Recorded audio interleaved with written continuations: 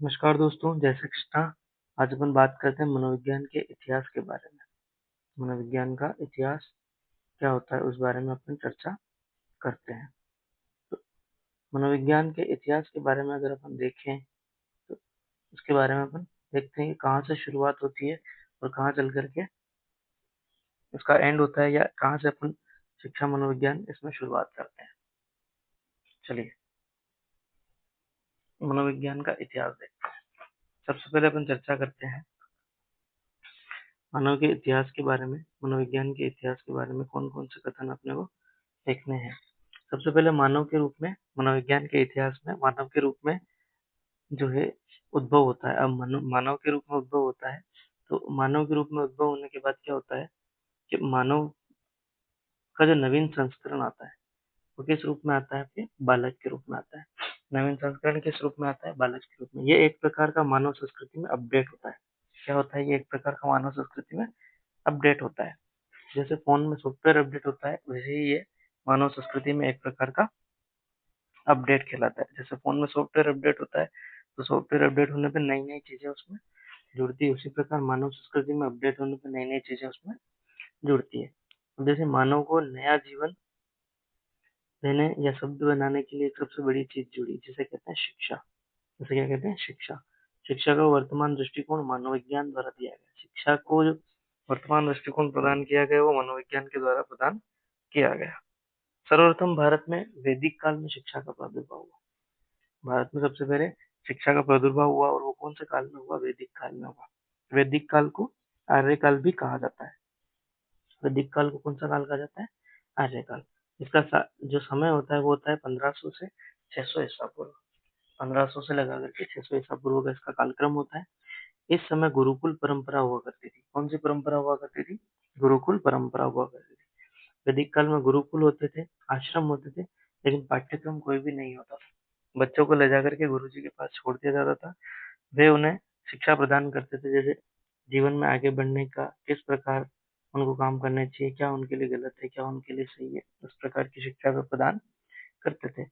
गुरु का अर्थ ही होता है अंधकार से प्रकाश की ओर ले जाने वाला व्यक्ति।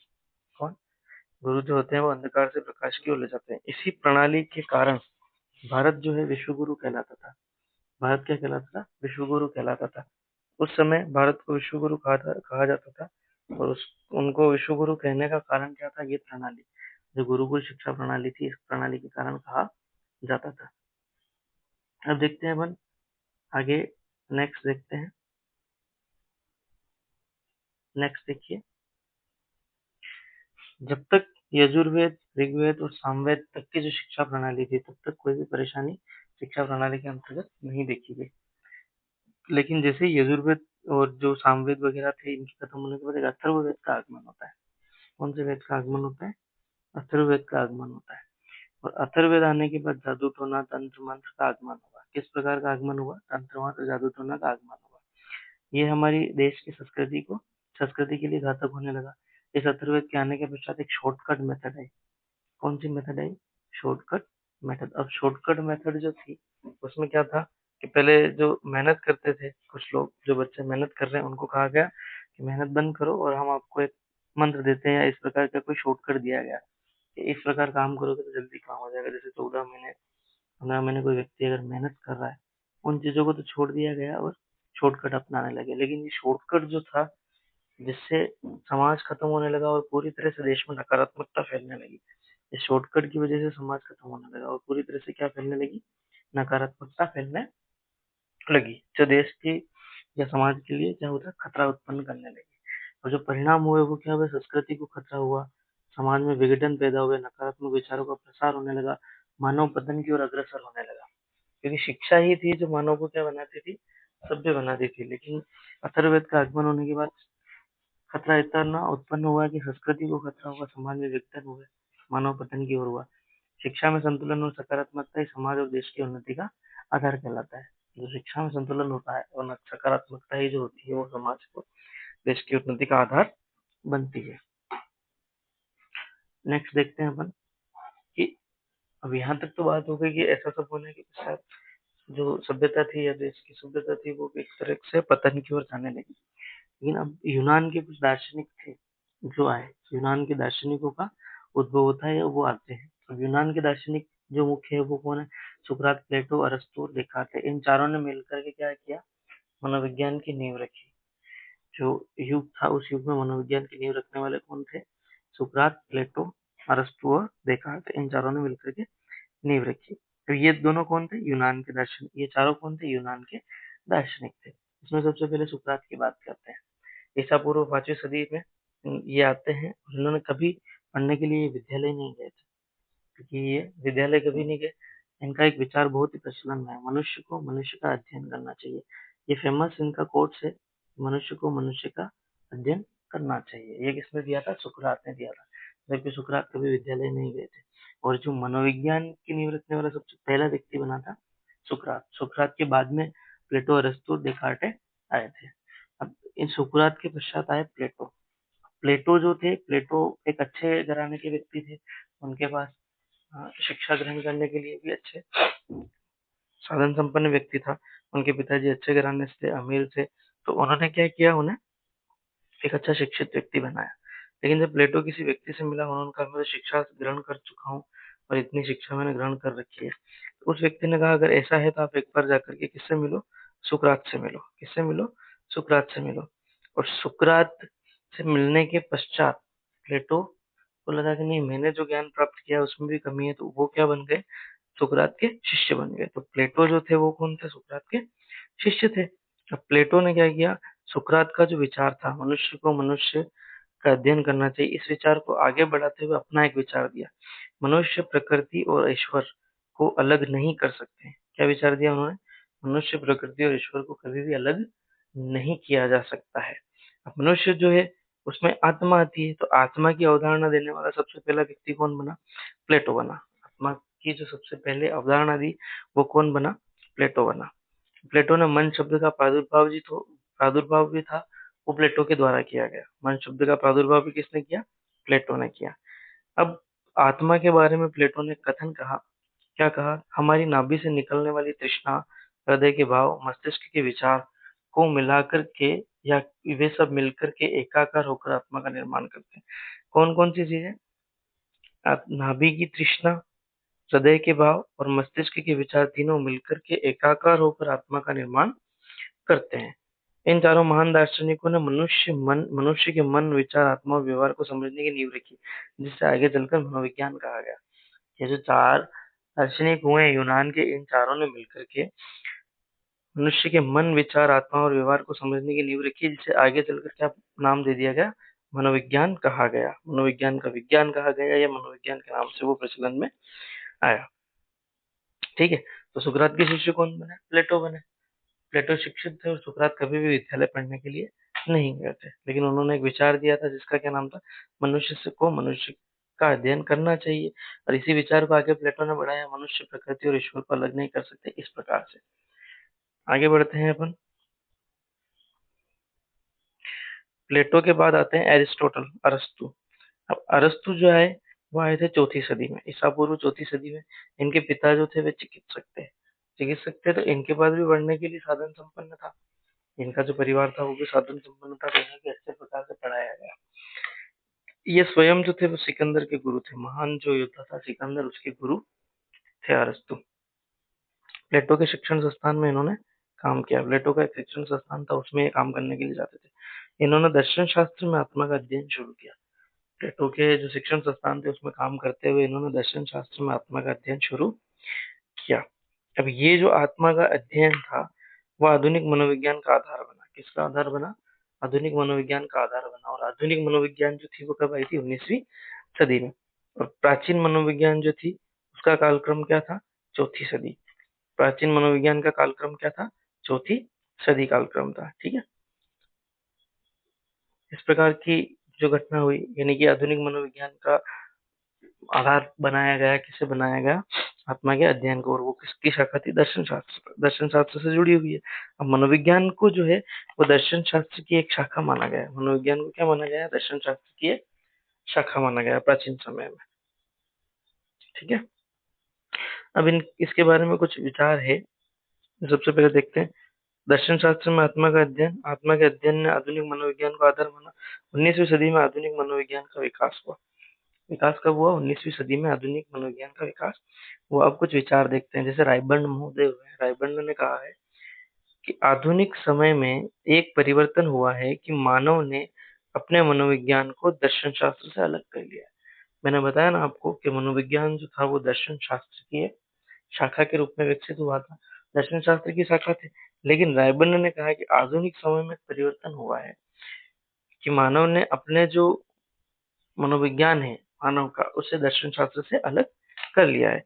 अरस्तु ने आत्मा के अध्ययन के माध्यम से आधुनिक मनोविज्ञान की मजबूत नींव रखी। किसके माध्यम से? आत्मा के अध्ययन के माध्यम से एक मजबूत नींव रखी थी अरस्तु ने। आगे बढ़ते हैं।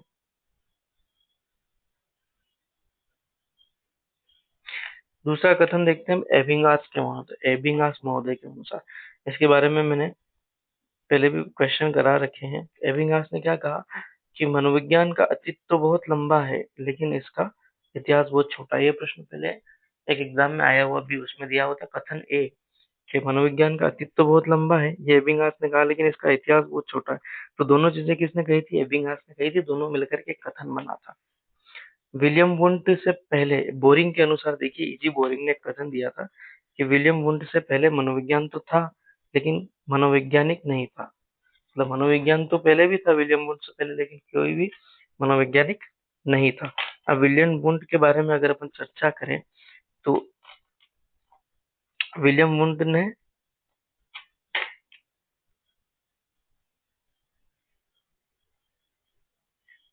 लिप्जिंग शहर में, जो लिप्जिंग शहर है वो कहाँ का है? जर्मनी के लिप्जिंग शहर में,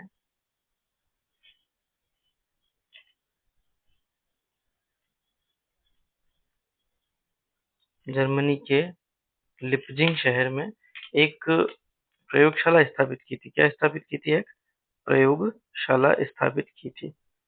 और जो प्रयोगशाला स्थापित की थी वो कब स्थापित की थी? 1879 में। इसके बारे में भी अपन आगे चर्चा करेंगे। 1879 में उन्होंने प्रयोगशाला की स्थापना करी थी। और प्रयोगात्मक मनोविज्ञान के जनक भी विलियम वुड को माना गया है। कौन से जनक? प्रयोगात्मक मनोविज्ञान के जनक किसे माना गया है? विलियम वुड को माना गया है। तो विलियम वुड से पहले मनोविज्ञान तो था लेकिन कोई भी मनोवैज्ञानिक नहीं था। अब देखिए, अपन आगे चर्चा करते हैं कि साइकोलॉजी शब्द की उत्पत्ति कब से हुई और कहाँ से हुई और किस प्रकार हुई। अब देखें, साइकोलॉजी शब्द की उत्पत्ति के बारे में चर्चा अपन करते हैं। इससे पहले आत्मा का अध्ययन कहते थे।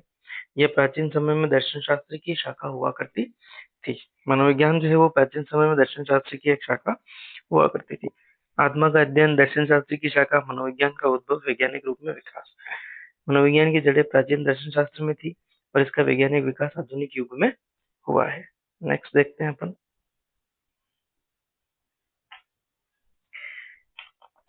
ये देखिए, रुडोल्फ गोखले नामक एक मनोवैज्ञानिक था या दर्शन शास्त्री था। रुडोल्फ गोखले ने सबसे पहले 1590 ईस्वी में, यूनानी दार्शनिक रुडोल्फ गोखले ने, ये दार्शनिक थे, इन्होंने अपनी पुस्तक साइकोलॉजिया में साइकोलॉजी शब्द का प्रयोग किया। कब किया था? 1590 में सबसे पहले इन्होंने प्रयोग किया। कौन सी किताब थी? साइकोलॉजिया किताब थी और शब्द था साइकोलॉजी। ठीक है, अब शब्द के अर्थ के बारे में बात करते हैं। गेरट नामक विद्वान ने बताया कि यूनानी या ग्रीक भाषा के दो शब्दों से मिलकर के ये बना है। जो इसका उद्भव होता है वो यूनानी लैंग्वेज या ग्रीक लैंग्वेज से होता है। साइकी प्लस लोगस, दो शब्द थे, इनको मिलकर के साइकोलॉजी बनता है। साइकी का अर्थ होता है आत्मा और लोगस का अर्थ होता है अध्ययन या शास्त्र, अर्थात आत्मा का अध्ययन या स्टडी ऑफ सोल ये कहलाया। क्या कहलाया? आत्मा का अध्ययन या स्टडी ऑफ सोल के नाम से ये विकसित हुआ साइकोलॉजी। तो कितना शब्दों से मिलकर के बना? दो। और दोनों शब्द कौन सी भाषा के हैं? यूनानी या ग्रीक भाषा के। और इसको बताने वाला मनोवैज्ञानिक कौन है? गेरेट।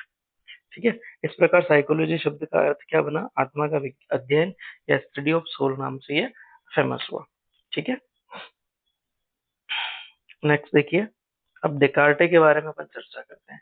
तीन जो दर्शन शास्त्र थी वो कंप्लीट हो गए। अब डेकार्टे के बारे में चर्चा करते हैं। तो इनका ऐसा सिस्टम है डेकार्टे का कि इन्होंने बहुत कुछ किया भी है मनोविज्ञान के क्षेत्र में और कुछ नहीं भी किया है मनोविज्ञान के इतिहास के क्षेत्र में।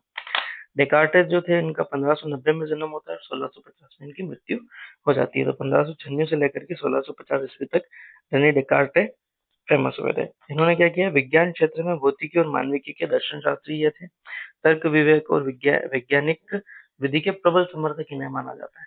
अब इन्होंने उस समय क्या किया था, आत्मा का जो अध्ययन था उसे दर्शन शास्त्र में नहीं पढ़ाने के बजाय भौतिक विज्ञान में पढ़ाना चाहिए, ऐसा इन्होंने कहा। और इस विचार को सुनकर के जो जनता थी वो पूरी तरीके से एक अलग वे में जा चुकी थी। उन्होंने सोचा इस विचार को सुनने के बाद कोई क्या कह रहा है, कोई क्या कह रहा है, तो 17वीं सदी में आते आते आत्मा के अध्ययन को मानना ही बंद कर दिया। इस विचार के बाद लोगों ने क्या किया, आत्मा के अध्ययन को मानना ही बंद कर दिया था। कब? 17वीं सदी में आते आते इन्होंने मानना ही बंद कर दिया था। लगभग 2000 साल से चली आ रही परिभाषा का अंत हुआ देकार्टे के साथ। किसके साथ हुआ? देकार्टे के साथ हुआ, जो चौथी सदी से 17वीं सदी तक चली आ रही थी। आत्मा का अध्ययन जो स्टार्ट हुआ वो चौथी सदी से स्टार्ट होकर के 17वीं सदी तक चला, और 17वीं सदी में आकर के देकार्टे के साथ उसका अंत हो गया। ठीक है, तो ये था इसका इतिहास। अब नेक्स्ट चैप्टर में अपन पढ़ेंगे मनोविज्ञान की अर्थ प्रकृति और इसके बारे में, अर्थ प्रकृति और उद्देश्य के बारे में पढ़ेंगे। उसके बाद अपन नेक्स्ट अपने जो टॉपिक है वो स्टार्ट करेंगे।